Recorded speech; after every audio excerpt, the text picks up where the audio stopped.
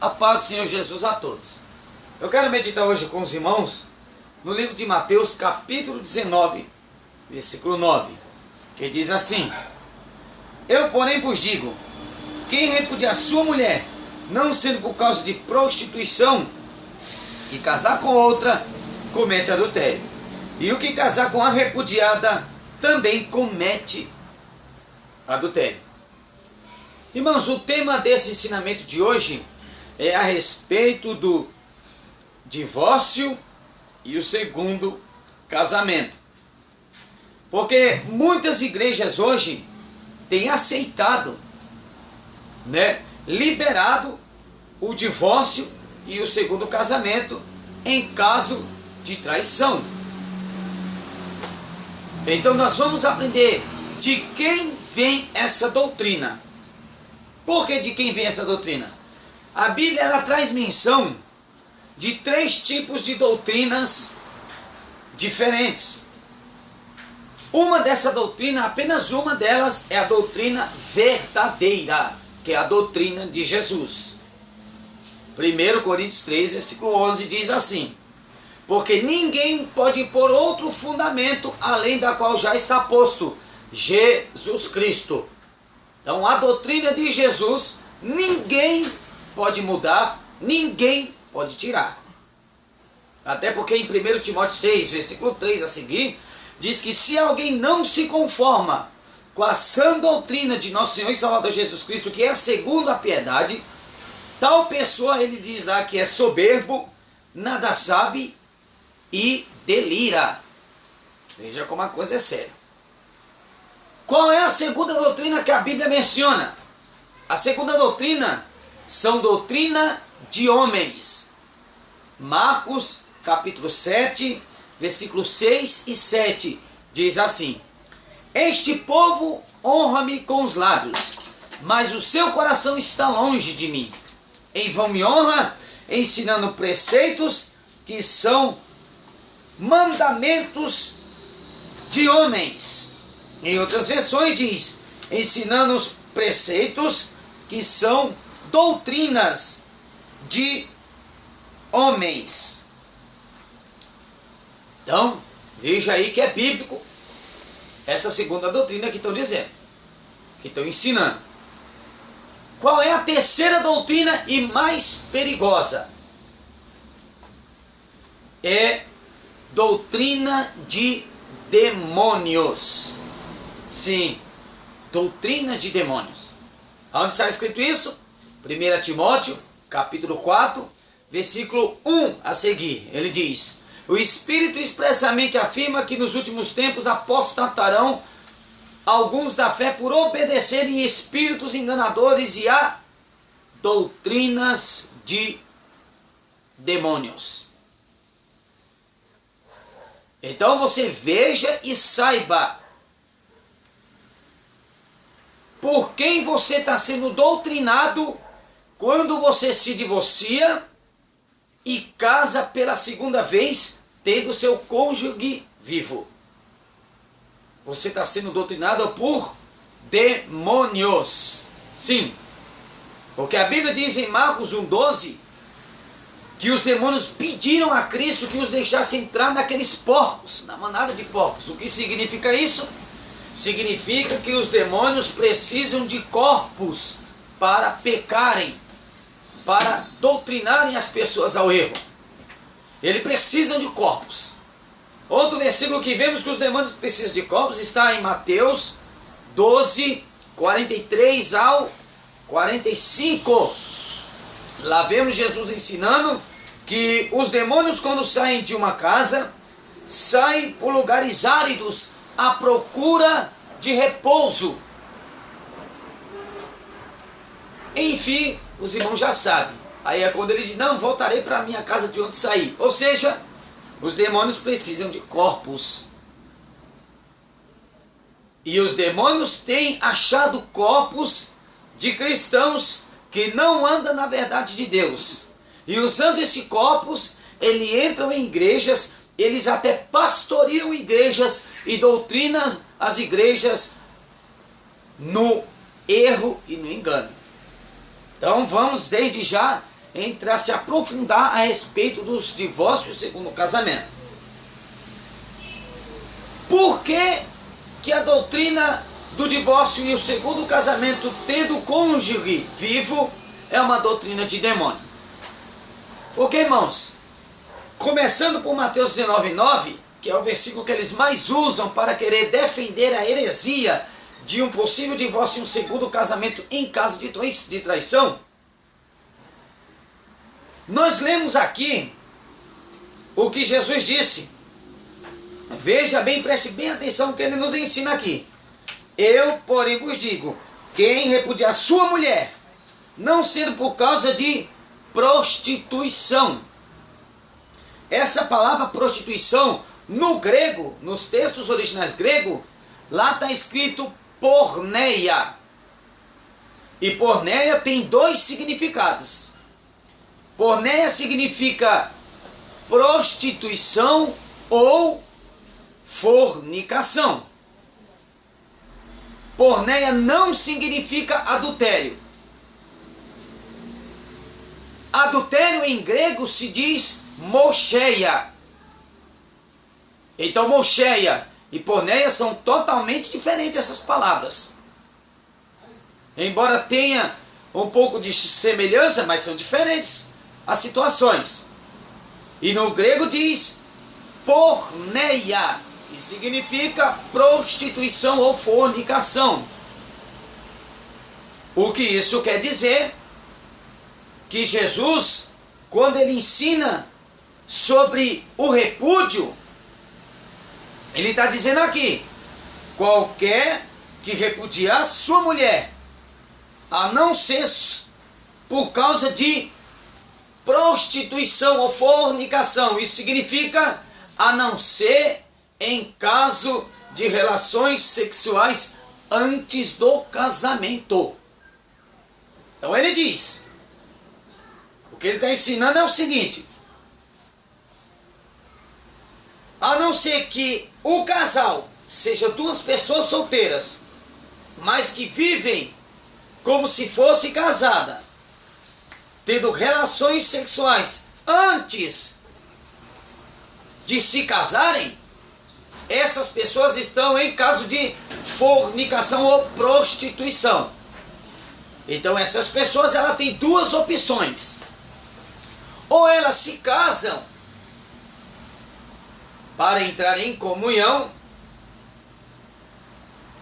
ou elas se separam e vivem unicamente para Deus e esperam em Deus a pessoa que Deus escolher para que sejam seus companheiros. O que não pode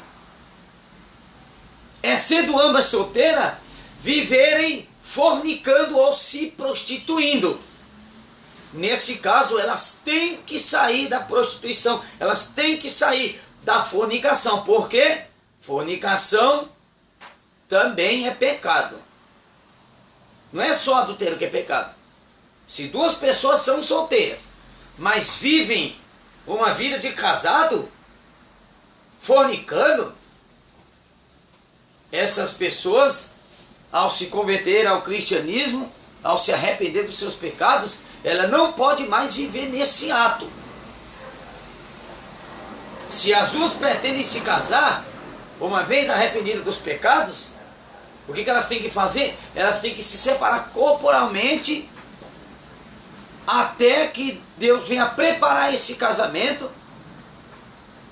para que elas vivam, depois de se casarem, uma vida comum, normal, como todo casal. Porque foi o que Paulo disse: é melhor casar do que abrasar. Louvado seja Deus. Então a condição que Jesus está colocando aqui é completamente diferente do que estão ensinando aí. Até porque uma coisa nós precisamos entender: o casamento, irmãos, ele é uma aliança, ele é um concerto. E a principal testemunha de um casamento, quando você vai lá no cartório e você jura fidelidade à sua esposa e a sua esposa jura fidelidade a seu marido até que a morte o separe, a principal testemunha é o próprio Deus. Aonde está escrito isso? Malaquias capítulo 2, versículo 14. Tanto é que Deus ali está exortando um homem que foi infiel à sua esposa. E está reprovando a infidelidade do esposo para com sua esposa. Tanto que no versículo 16 de Malaquias 2 ele diz assim: porque eu, diz o Senhor, odeio o divórcio. Então, se Deus odeia o divórcio, quanto mais, irmãos, o segundo casamento. Por quê? Romanos capítulo 7, versículo 1 a seguir. Nós lemos do versículo 1 ao 3. Ele diz que a mulher está ligada pela lei do marido enquanto ele viver. E se ela for de outro marido, tendo seu cônjuge ainda vivo, será considerada adúltera. Mas, morto o marido, ela está livre para casar com quem quiser. Ou seja, só em caso de óbito. Fora disso, é adultério. Irmãos, muitas pessoas se perguntam o que tem de tão sério num casamento que não pode ser anulado. Porque algumas pessoas dizem, mas lá quando Deus fez o homem, fez a mulher, nem existia a certidão de casamento. E, quer dizer, só de duas pessoas estar juntas, elas são casadas. Não, não é verdade. Isso não é bíblico. Se você ler Gênesis capítulo 2, o versículo 21 ao versículo 24, o que você vai ler ali? Você vai ler que Deus, quando ele vai fazer a mulher, ele adormece Adão. E diz a Bíblia que Deus ele corta a lateral de Adão. E diz a Bíblia que Deus arranca aquela costela de Adão. E daquela costela ele faz a mulher. E quando Deus entrega a mulher a Adão, ele diz: essa será chamada varoa, porque do varão foi tirada. Esta é carne da minha carne, ossos dos meus ossos. Por isso deixará o homem, o pai e a mãe, e unir-se-á a sua mulher, e serão ambos uma só carne. Então o que vemos aí? Deus poderia ter feito a mulher como ele fez o homem. Ele poderia simplesmente pegar aquele barro, fazer o formato da mulher e soprar nas suas narinas como ele fez o homem. Mas ele não quis fazer assim. Ele preferiu fazer uma cirurgia. Sim, podemos falar assim porque Deus é poderoso, irmãos. Ele poderia arrancar a costela de Adão sem precisar adormecer Adão. Mas considere a cirurgia que Deus o fez. Deus adormeceu Adão e, cerrando-lhe o seu lado, a sua lateral, ele arrancou aquela costela. E da sua carne, dos seus ossos e do seu sangue, ele fez a mulher. E o que vemos ali? Que o casamento ele foi selado com sangue. Por quê? A carne, ela tem sangue. Então Deus estava selando aquele casamento com sangue.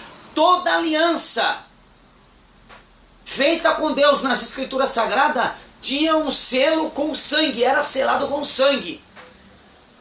Veja a aliança de Deus com o povo de Israel, onde tinha o derramamento do sangue dos bichos. Veja a aliança do Novo Testamento, onde teve o derramamento de Cristo crucificado. E veja como que em Efésios capítulo 5, 22 a seguir, Paulo compara Cristo, a igreja, com o casamento. O marido para com a esposa. Tanto, então lá na criação do homem, a certidão de casamento, na verdade, era o selo com sangue. Quando Deus faz a cirurgia em Adão, e do seu osso, da sua carne, faz a mulher. E como toda carne tem sangue, então, claramente podemos afirmar, em nome de Jesus Cristo, a importância dessa aliança que Deus selou com sangue. Tanto é que ele diz: por isso deixará o homem seu pai e sua mãe, unir-se à sua mulher, e serão ambos uma só carne. A partir do momento que nós se casamos, somos uma só carne, um só corpo, ossos dos meus ossos, carne da minha carne, sangue do meu sangue. Irmãos, está em Gênesis 2, 24. A união em que os dois tornam-se uma só carne. Então você veja aí como isso é sério. Ou seja, irmãos, uma traição não tem poder de anular uma aliança constituída por Deus. Nunca ninguém viu isso nas Escrituras Sagradas. Não vai ser uma traição, um adultério, que vai ter o poder de anular um casamento que Deus constituiu, uma aliança. O que precisamos entender é que todo casamento, independente de quem fez a escolha, casou-se, foi constituído por Deus. Deus testemunhou esse casamento, conforme diz Malaquias 2,14. E se houver o repúdio, o divórcio, o cristão não pode nem assinar esse divórcio. O cristão verdadeiro, ele não pode nem assinar, porque ele leu em Malaquias 2,16 que Deus odeia o divórcio. Então, se ele não pode assinar, quanto mais, menos ainda casar pela segunda vez. Veja como a coisa é séria. Lá em Marcos capítulo 10, quando os fariseus indagam a Jesus a respeito da lei do divórcio que Moisés deixou em Deuteronômio capítulo 24, Jesus respondeu para eles. Jesus disse: quem vos deu carta de divórcio foi Moisés. Ou seja, não foi Deus.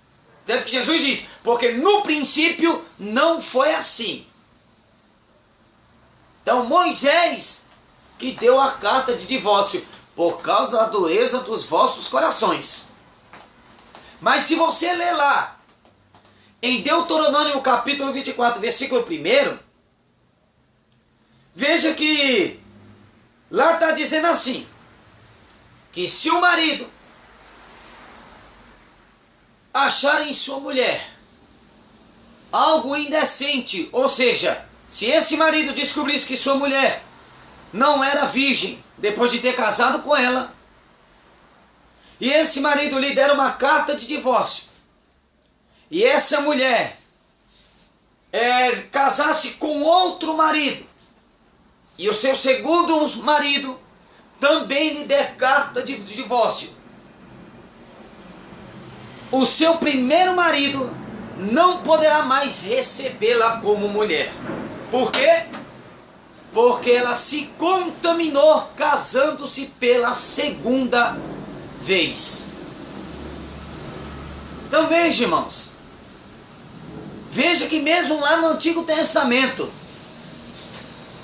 Deus proibiu o homem, a própria lei proíbe o homem de receber a sua esposa, caso ele tenha repudiado e ela tenha se envolvido com outro homem, tendo o segundo casamento.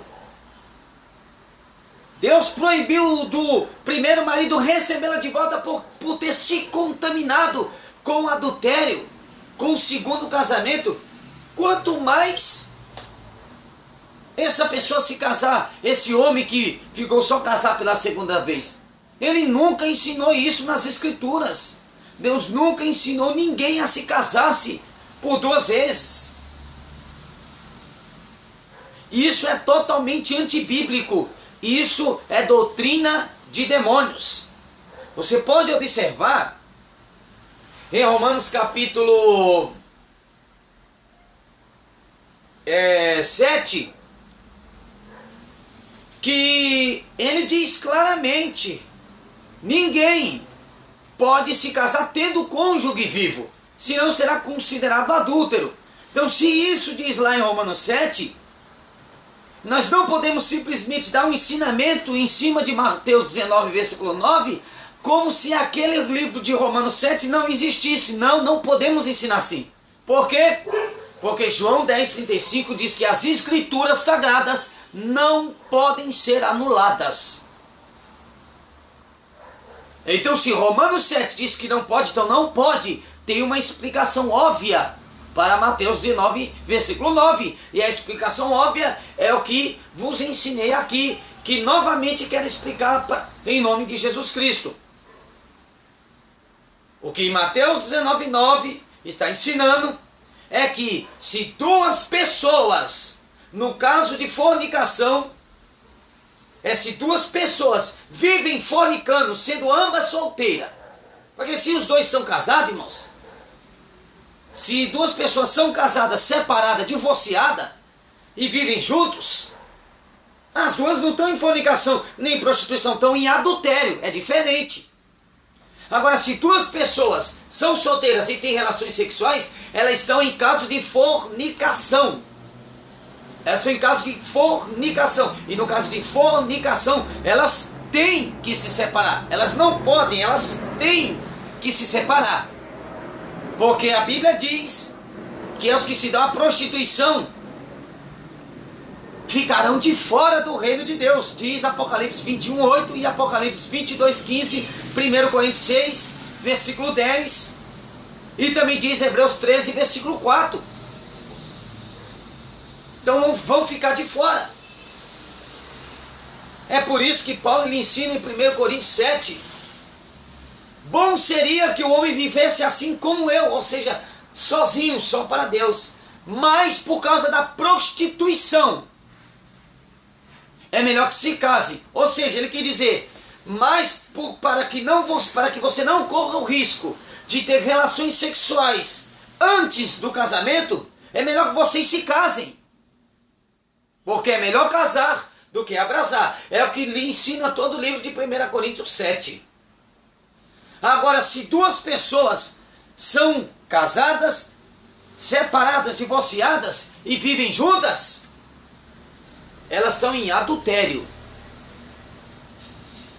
E se está em adultério, irmão, tem que se separar para sair do adultério e viver só para Deus. Aí algumas pessoas dizem, irmão, mas Deus não leva em conta o tempo da ignorância. Sim, é verdade. Isso está escrito em Atos 17:30, que Deus não leva em conta do tempo da ignorância. Quer dizer, na ignorância você vivia para o pecado. Você era um ignorante. Hoje, você é um cristão. Então, se você é um cristão, você não está mais na ignorância. Então, você tem que abandonar o pecado. Você vivia em adultério, você não pode mais viver em adultério. Você vivia na idolatria, você não pode mais viver na idolatria. Você vivia se prostituindo, fornicando, você não pode mais fornicar. Você vivia amando o mundo, adorando as coisas do mundo. Então você não vive mais, você não pode mais amar o mundo nem adorar o mundo. Por quê? 2 Coríntios 5,17. diz que quem está em Cristo Jesus, nova criatura é. As coisas velhas se passaram, eis que tudo se fez novo. Então, como vai haver arrependimento? Como pode haver, irmãos, arrependimento na vida de alguém se não houver um abandono do pecado?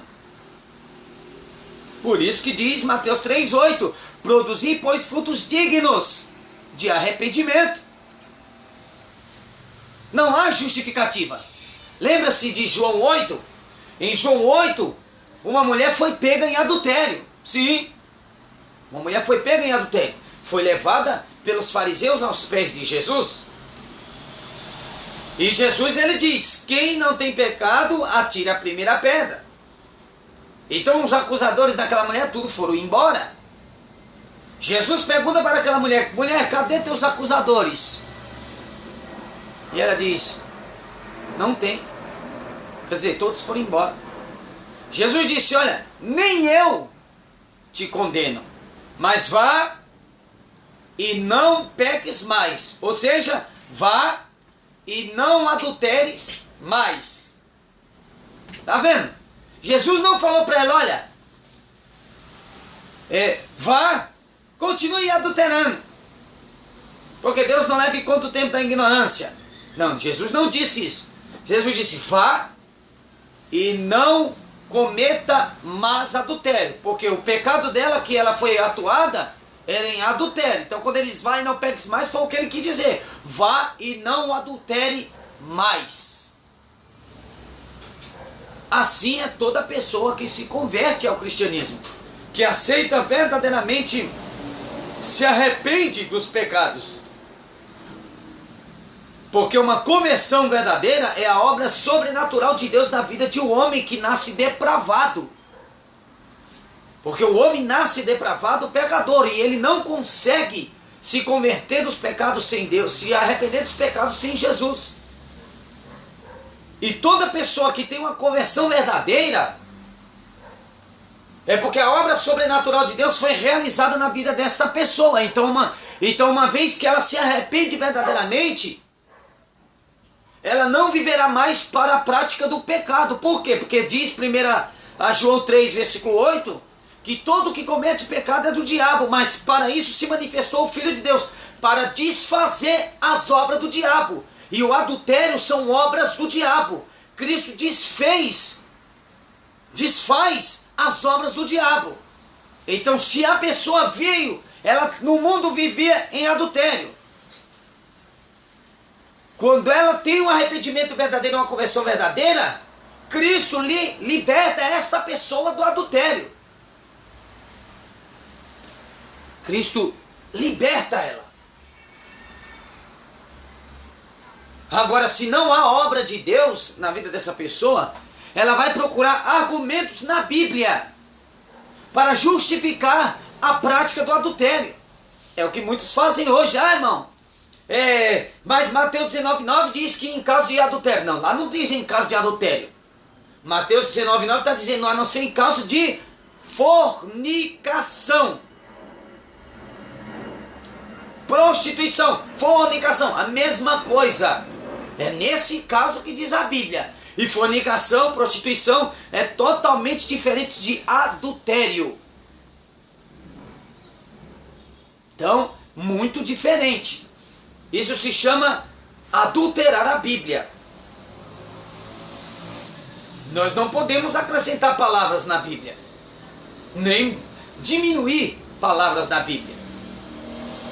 Então veja outra coisa, irmãos. Em 1 Timóteo, capítulo 4, quando ele fala da doutrina dos demônios, mais embaixo no contexto, logo em seguida, praticamente, ele vai falando que o Espírito, ele no começo diz: o Espírito expressamente diz que nos últimos tempos apostatarão alguns da fé, por obedecerem espíritos enganadores e a doutrinas de demônios. E mais embaixo ele diz que proíbem o casamento. Você veja aqui, as doutrinas de demônios, essa doutrina proíbe o casamento que é constituído por Deus. Ele não está se referindo simplesmente a uma pessoa que vai lá se casar, se apresentar diante do cartório e fazer o casamento com aquele juramento de fidelidade. Não, ele não está se referindo a isso. Que a pessoa vai se levantar e vai dizer que é contra o casamento. Não, não é nada disso. Quando ele diz que proíbem o casamento, ele está dizendo exatamente relacionado a pessoas que doutrinaria a um segundo casamento.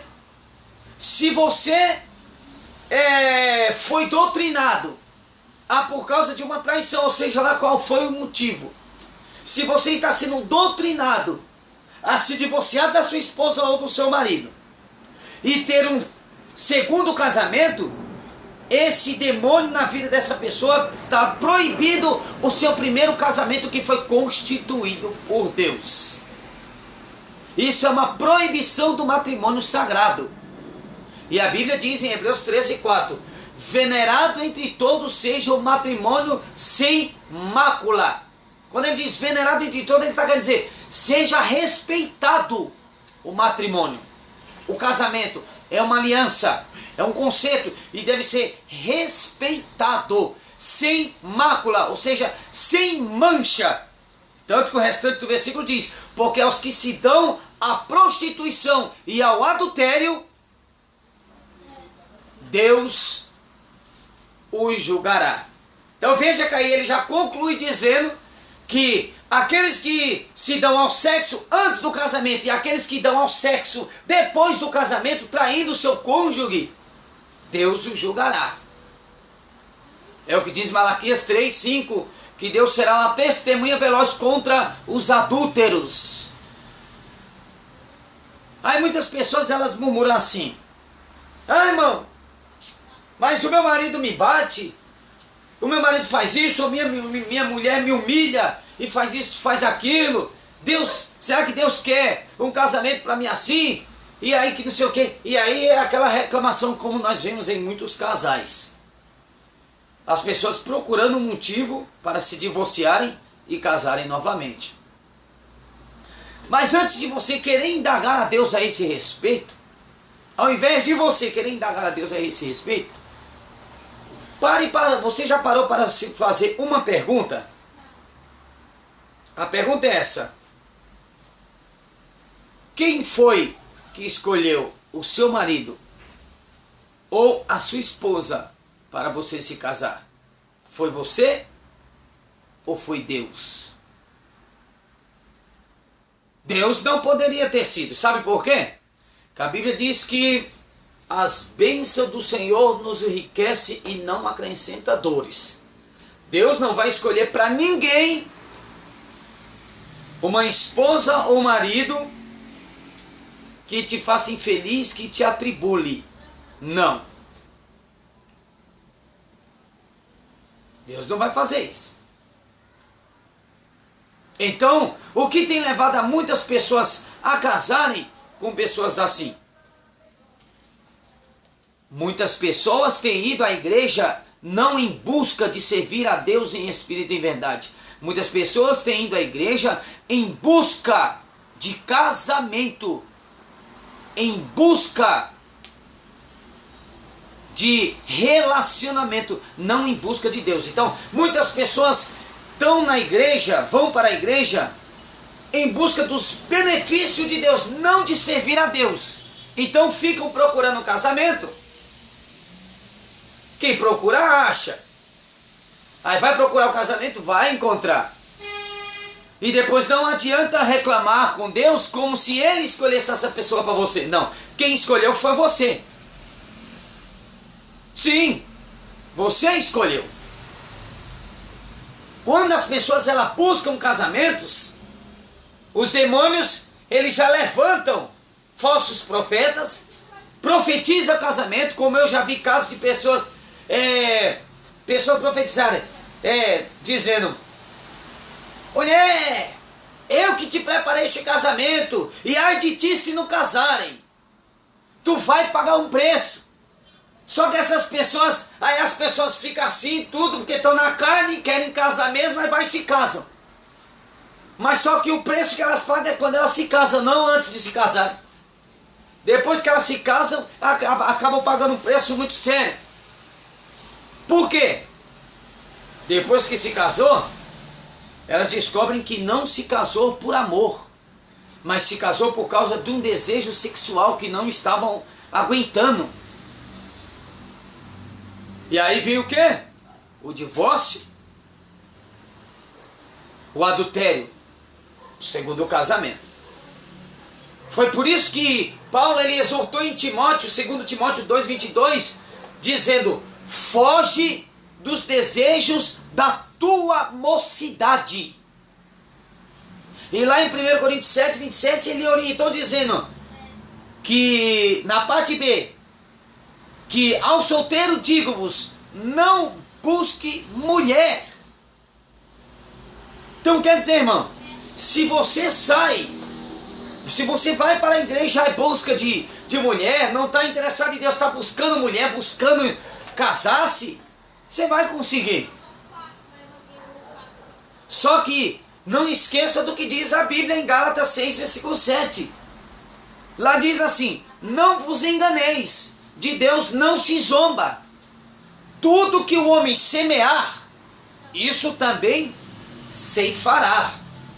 Porque o que semeia da carne colherá corrupção. Mas o que semeia do Espírito colherá vida eterna. Então, se muitas pessoas hoje estão vivendo um casamento atribulado, ela só está colhendo o que ela plantou. Já vi muitos casos assim. Já vi casos até mesmo de pessoas que disseram se conhecer pela internet, e pessoas que foram sinceras e me dizer: irmão, eu fui rebelde com Deus, quis casar. Então, quis casar, casou-se. Mas casamento é um só. Agora é até que a morte os separe. Porque de Deus não se zomba. Mas as pessoas, elas querem se colocarem hoje, muitas pessoas querem se colocarem como meras vítimas. Como se ela fosse vítima da sua escolha. E não é vítima, irmão. Sabe por quê?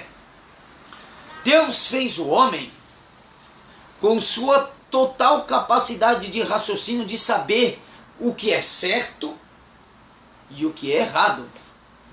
E o propósito disso é fazer com que o homem se volte para Deus. Então toda pessoa, quando ela começa um relacionamento, seja no namoro, os sinais de que aquela pessoa com que ela está orando, vamos dizer assim, ou com quem começou um certo namoro, os sinais de que se o namoro vai dar certo ou não vai, se vai ser um casamento que é atribulado ou não vai, os primeiros sinais serão vistos logo no começo. O problema é que muitos ignoram esses sinais. Esse é o problema. Muitos ignoram esses sinais. E aí, na sua carnalidade, não buscam a Deus e acabam sendo enganados. E depois de casados, acabou-se. Não tem mais para onde fugir. Ou vive até que a morte o separe com o marido ou com a esposa, ou se caso se separarem, vivam para Deus. Vivam sozinhos. Porque Deus não tem culpa de sua ignorância. Não é à toa que Oséias 4,6 diz: o meu povo foi destruído porque lhe faltou conhecimento. Não é à toa que as escrituras dizem isso. E realmente o povo está sendo destruído por isso, por falta de conhecimento. E não é porque elas são meras vítimas da sua ignorância, não. É porque lá também está dizendo, porque o povo está rejeitando o conhecimento de Deus, preferindo andar segundo a carne. Preferindo andar segundo a carnalidade. E algumas pessoas podem se perguntar assim, que também é caso. Isso é fato que acontece muito. Irmão, mas eu acabei de aceitar a Jesus. Isso é um exemplo para os irmãos entenderem. Eu vivo com uma mulher que ela é divorciada, o marido dela ainda é vivo. E eu tenho filhos com ela. E eu acabei de me converter. Deus quer que eu mande ela embora? Deus despede uma família, eu tenho filho com ela, só que ela não é minha mulher, ela é casada com outra. Deus faz isso? Sim. Você quer ver um exemplo disso na Bíblia? Lembra de Abraão? Abraão teve que mandar Agar e Sara. Ou melhor, perdão, Deus teve que mandar Agar e Ismael embora. A esposa de Abraão era Sara. No entanto, Abraão, querendo antecipar, sendo ele foi um grande homem de Deus, irmãos. Ou melhor, ele foi um homem de um Deus grande. Melhor dizendo, não existe homem grande. Todos somos miseráveis pecadores. Mas veja bem, entenda a colocação. Abraão, ele se antecipou com Agar e teve um filho com Agar, que era Ismael. E se você ler na Bíblia, Deus fala para Abraão que o filho da escrava jamais herdaria com o filho da promessa. Então o que teve que Abraão fazer? Deus mandou que Abraão despedisse e mandasse embora Agar e Ismael, seu filho. E eles tiveram que ir. Quer ver outro exemplo?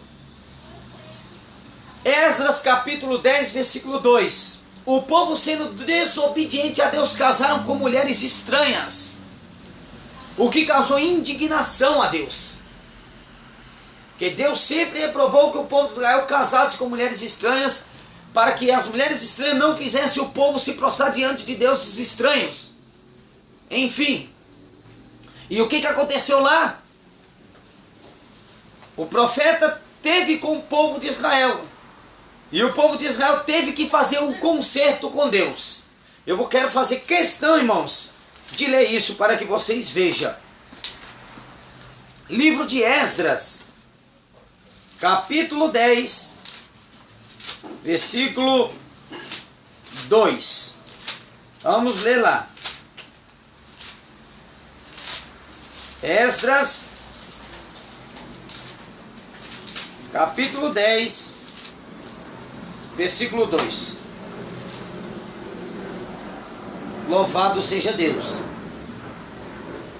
Esdras, capítulo 10, versículo 2.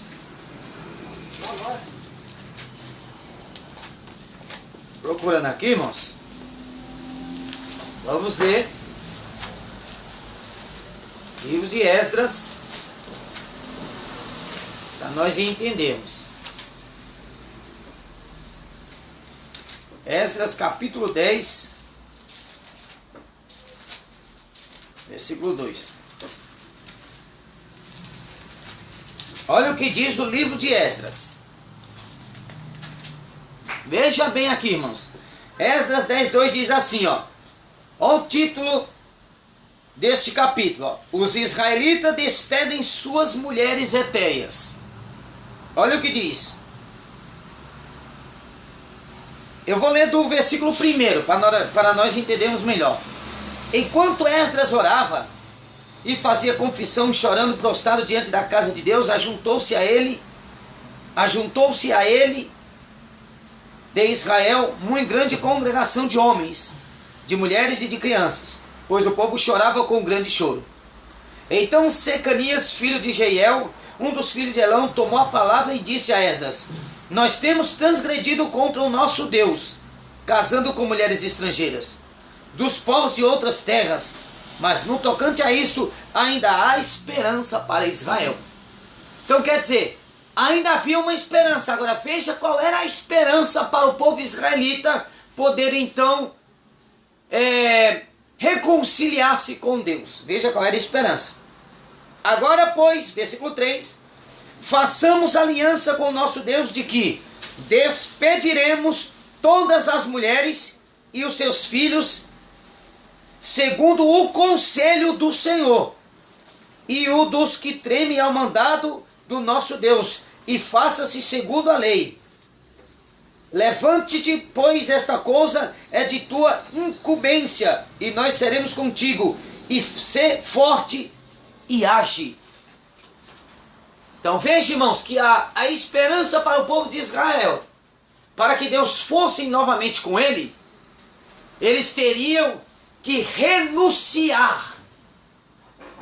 Eles teriam que despedir as mulheres estranhas e os filhos que delas foram gerados. Se eles quisessem de fato se salvar-se, serem salvos, eles tinham que fazer isso. Então veja aí, é bíblico. E essa questão não foi nem questão de caso de adultério, não. Foi uma questão que eles se casaram com mulheres estranhas. Imagina, irmãos, na questão de você estar vivendo no segundo casamento. Tem que se separar e viver só para Deus. Você pode dizer, irmão, mas você pensa que isso é fácil. Irmãos, para homem ou mulher nenhum é fácil, não só essa questão, mas para homem nem mulher nenhum é fácil abandonar pecado. Porque o homem não consegue abandonar o pecado. Não. O homem não consegue se libertar do mundo. Não. Por isso que disse, a conversão genuína é uma obra sobrenatural de Deus. Homem nenhum consegue fazer nada se não for uma obra sobrenatural de Deus na vida dele ou dela. Foi por isso que João 15,5 Jesus disse assim, sem mim nada podeis fazer. Isso é fato. Sem Jesus ninguém se liberta do pecado. Por isso que ele disse, conhecereis a verdade e a verdade vos libertará. Se hoje, irmãos, somos um cristão verdadeiro, liberto do adultério, liberto da prostituição, liberto da idolatria, não foi porque nós conseguimos abandonar isso, não. Mas foi porque Deus realizou e continua a realizar uma obra sobrenatural em nossas vidas. Então, a partir do momento que aceitamos Jesus Cristo, ou seja, a partir do momento, melhor dizendo, que se arrependemos dos pecados e cremos no Evangelho de Jesus Cristo, nós passamos a ser passamos a fazer parte da providência de Deus para a salvação. Para a salvação no contexto, no conceito de que a providência de Deus para a nossa transformação, para a libertação do homem, para o perdão dos pecados dos homens, foi Cristo Jesus, ao carregar os nossos pecados lá na cruz e ressuscitar ao terceiro dia. Então, enfim, irmãos, esse é o evangelho bíblico a respeito do casamento. Arrependa-se. Se você está em adultério, arrependa-se. Arrependa-se e abandone o pecado em nome de Jesus. Se você são cristão, mas vivem em fornicação com sua companheira, vocês vivem uma vida como se fossem casados, sendo que vocês não são casados. Vocês precisam abandonar o pecado. Só que vocês não terão forças para isso. Você precisa pedir a Deus força. Ninguém pode fazer nada sem Cristo. Peça a Deus força. Peça a Deus. Mas é necessário o abandono do pecado se há verdadeiramente arrependimento. Quem vem do mundo em prostituição tem que abandonar a prostituição. Quem vem do mundo em adultério tem que abandonar o adultério. Deus em nenhum momento liberou um segundo casamento. A única forma A única forma de uma pessoa poder se casar novamente é em caso de viuvez. É o que ensina Paulo em 1 Coríntios capítulo 7. Versículo 7. A seguir, eu quero ler com os irmãos. Olha o que diz 1 Coríntios 7. Versículo 7 diz assim: quero que todos os homens sejam tais como também eu sou. No entanto, cada um tem de Deus o seu próprio dom. Um, na verdade, de um modo, outro de outro. Agora veja o que ele diz no outro. No 8. E aos solteiros e aos viúvos, digo que lhes seria bom se permanecesse no estado em que também eu vivo, ou seja, só para Deus. Caso, porém, não se dominem, que se casem, porque é melhor casar do que abrasar. Então veja aqui, ele diz, digo aos solteiros e aos viúvos. Ele não disse aos divorciados. Porque o divorciado não pode se casar de novo, enquanto o seu cônjuge estiver vivo. Porque o homem pode ter liberado o divórcio, mas diante do próprio Deus, casou-se até que a morte o separe. Aí é como diz Apocalipse 13, 10. Aí está a fé e a paciência dos santos. Entende, irmãos? Então veja a orientação de Paulo. Ele diz aos solteiros e aos viúvos, ele não diz aos divorciados. Bom seria que vivesse como eu, ele diz. Porque Paulo vivia só para Deus. Ele não estava preocupado em casamento. Ele vivia só para Cristo. Mas ele diz, caso porém não se dominem, não podem conter-se, que se casem. Porque é melhor casar do que abrasado. Então, é melhor estar casado do que estar fornicando. É melhor estar casado do que estar se masturbando. Porque a masturbação é pecado. Levíticos capítulo 15. Mas, é o que lemos no versículo 27. Veja o que ele diz.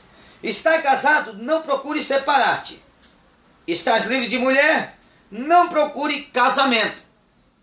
Mas se te casares, com isto não pecas. É o que ele está dizendo. Não é pecado ninguém casar. Também se a virgem se casar, por isso não peca. Ainda assim tais pessoas sofrerão tribulações na carne. E eu quisera poupar-vos disso. O que ele está querendo dizer? Você quer casar? Você está na igreja e está procurando casamento. Não consegue se conter? Quer casar? Não tem problema nenhum. Você não vai pecar em casar. Mas, casou-se. Tereis tribulações na carne. É isso que ele está querendo dizer. Que quando você busca casamento, você vai casar, mas vai ser atribulado na carne. E depois não adianta chorar línguas como se Deus fosse culpado da sua escolha. A culpa não é de Deus. Porque você vê na Bíblia, irmãos, por exemplo, Isaac. O que Isaac estava fazendo quando Rebeca veio até ele? Isaac estava orando. Ele estava buscando a Deus. Ele não estava nem um pouco preocupado com o casamento. Ele estava orando, se humilhando, buscando. É só você ler o livro de Gênesis. E quando a sua esposa vem ter com ele, quando ela o vê, ela já em reverência, em respeito ao marido, ela se tapam, se cobre com as suas vestes, seu rosto, em reverência, o respeito. E eles foram felizes em seu casamento. Os homens de Deus que esperaram em Deus as suas esposas, e as mulheres de Deus que esperaram em Deus o seu marido, você veja que foram pessoas felizes no seu casamento. Por quê?